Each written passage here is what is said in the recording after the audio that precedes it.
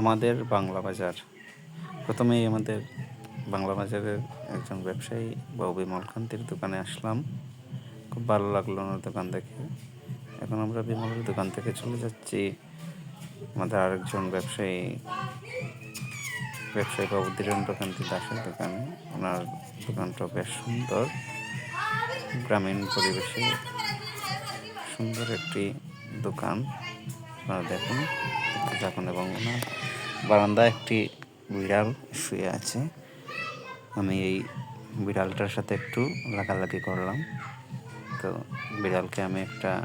বিড়ালের দিকে একটা ড্রিল ছুড়লাম। ড্রিল ছোড়ার এই যে দেখছেন, ড্রিল ছুড়লাম এবং সে উঠে আবার চলে যাচ্ছে। তো আমি আসলে দেখানোর চেষ্টা করছি আমাদের ওই ঐতিহ্যবাহী বাংলা বাজার। তো এখন ওই আমাদের বাজারে একটা মন্দির, শ্রী শ্রী দুর্গা মন্দিরের কাজ চলমান রয়েছে। আমি মন্দিরটি দেখানোর চেষ্টা করছি, আপনারা দেখতে থাকুন। এই অংশটা আমাদের মন্দিরের ভিতরের অংশ, এটাকে সাধারণত নাট মন্দির বলা হয়। খুবই সুন্দর মন্দিরের কাজ চলছে।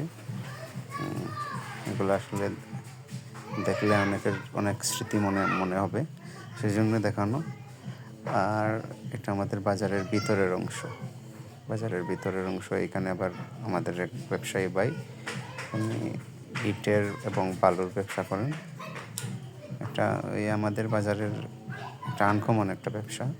এই ব্যবসা আগে কখনো হয় নাই, ইদানিং উনি ওই ব্যবসা শুরু করেছেন। দেখুন আমাদের বাজারের এই যে গ্রামীণ বাজার, কি সুন্দর না? গ্রামীণ পরিবেশে একজন মুরব্বী, উনি দই বেচার জন্য বাজারে নিয়ে যাচ্ছেন। উনি আবার গ্রামে ঘুরে দই বিক্রি করেন। ওনার এটা দেখানোর চেষ্টা করলাম। দেখুন আমাদের বাজারের ভিতরের অবস্থা। এই যে একটা ট্রাক, এটা বোধহয় আমাদের গ্রামের ভিতরে বোধহয় গেছে, বালি টালি ফেলে হয়তো আসছে। বাজারের পরিবেশটা, এখানে আরেকজন, ওনার বাড়ি সম্ভবত কিশোরগঞ্জ। উনি এখানে এই যে তোষক ওইগুলো বানান, বালিশ, ওইখানে উনি থাকেন বাসা দিয়ে থাকেন। উনি একমাত্র ব্যক্তি যিনি আমাদের বাজারে বাসা দিয়ে থাকেন। এখানে গ্যাস সিলিন্ডারের ব্যবসা হয়। আর একটা ছোটো ভাই, সে আবার এখানে ট্রেলার্সের দোকান দিয়েছে, খুব ভালো ট্রেলার্স, প্রভাস দাস। পিছনেই বসা চানাচুর বিক্রি করে সে পড়ল।